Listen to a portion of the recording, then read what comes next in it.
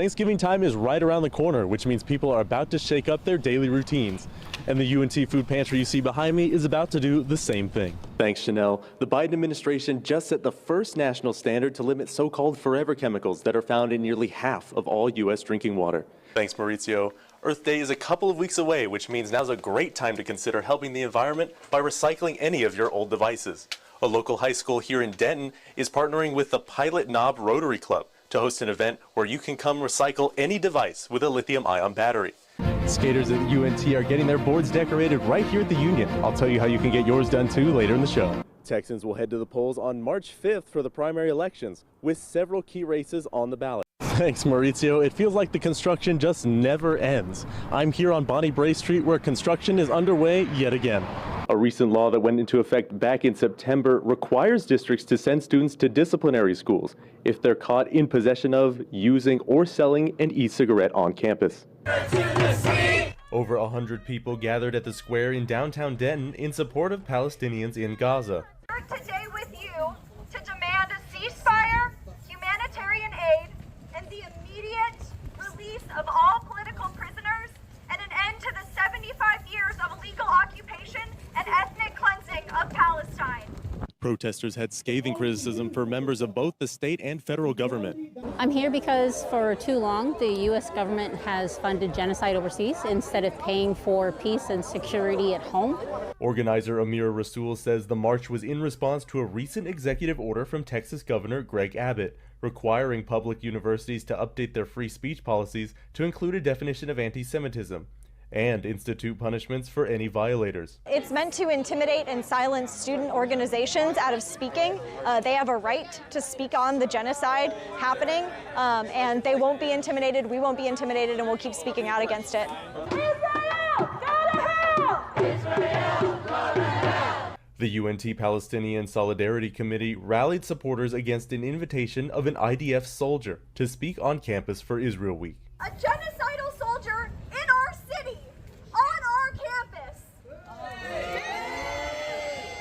With Iran's recent strikes on Israel, the risk of a regional conflict continues to escalate, which means, for the time being, Free Palestine Denton isn't going anywhere.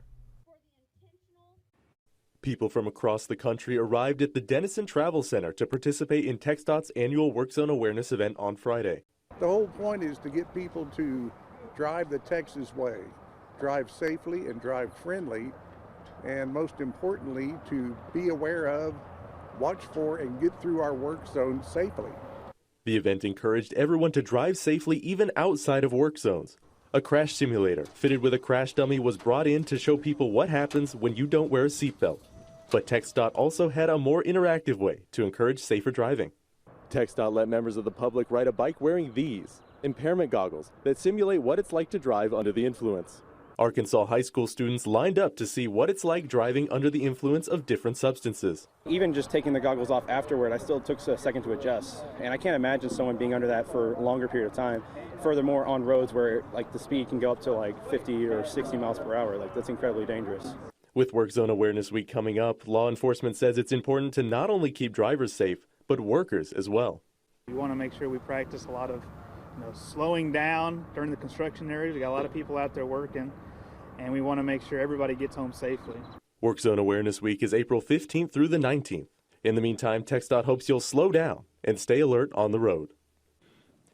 In Denison, Cris Cordova, News 12. Another cloudy day, but not to those who attended Rainbows Over Frisco. To Justin Culpepper and his husband John, bringing their community together is so important. A lot of LGBT people, especially youth, have difficulty finding events and things to do that are safe spaces for them to be around their peers and people like them and make friends and build relationships. So we wanted to create that safe space.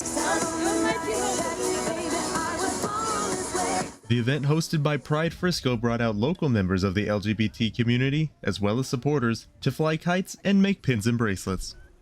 We decided to come and make some new friends. I'm here with my boyfriend Dwayne. He's over there flying his kite. Although apolitical, the event did see an appearance from Texas House candidate Jesse Ringness. I'm just here as an ally. I'm here to support my community. It's definitely crucial that as a community we come together despite political party. Organizers wanted to make clear that their public charity is not allowed to endorse political candidates. We technically can't do it, but also it's not really why we created the organization. Through positivity, Pride Frisco has left an impact the community won't soon forget. You look great. You look so pretty. I'm Cris Cordova. And I'm Cris Cordova. The city of Durant is making changes to what residents consider a monument to the beloved park. Prosecutors say during a high-speed chase in 2022, 49-year-old Troy Goforth threw a duffel bag out of the car that contained more than 500 grams of meth and drug paraphernalia. Officers say they found a loaded pistol tucked into his waistband. Goforth was sentenced to 20 years behind bars. U.S. officials are saying Iran could attack Israeli or American assets as early as this week. In a statement to the United Nations, Iran said it considers the matter concluded, but threatened a larger response the next time Israel attacks Iranian territory. The Colorado Supreme Court originally decided that the former president was ineligible to serve as president again under the insurrection clause in the Constitution.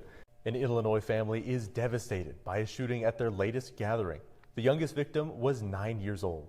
CNN's Michelle Gallardo spoke to the family about how their latest celebration turned to disaster. A Duncan woman faces up to 5 years in prison on a single felony count of larceny.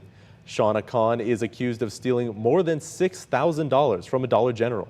Police say she admitted to stealing thousands of dollars of prepaid cards, which she then put on her Cash App account. With the eclipse coming up, it's no secret that today is a big day for science. NTTV's Kayla Bumpus is live with an astronomer at the Perot Museum in Dallas. Kayla, hold on to your hats. It looks like a warm and windy weekend ahead of us. But it seems more like a ponytail day today. Oh, it definitely does. Yeah. Brady, what do you got for us? Yeah, that's a good. I got big wind speed, so yeah, Olivia, you're right. Ponytail might be in the forecast for the weekend.